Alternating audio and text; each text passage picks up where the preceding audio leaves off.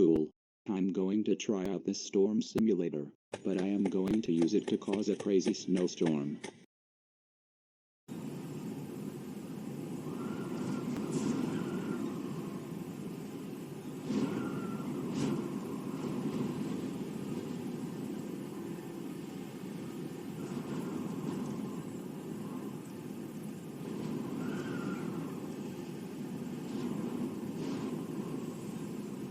Oh crap.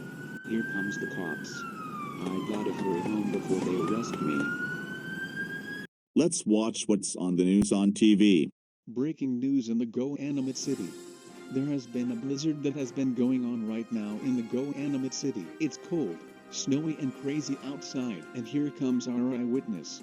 Officer, why don't you explain what you saw that caused the big snowstorm? I saw a little bald-headed boy in the yellow shirt running away from the storm simulator. He ran so fast and I couldn't catch him and got away with it.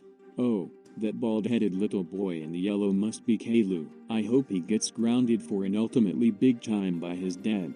Caillou, is this true? Did you cause a snowstorm in the Go Animate City? I must have used too much Go Animate logic in the storm simulator to cause a snowstorm.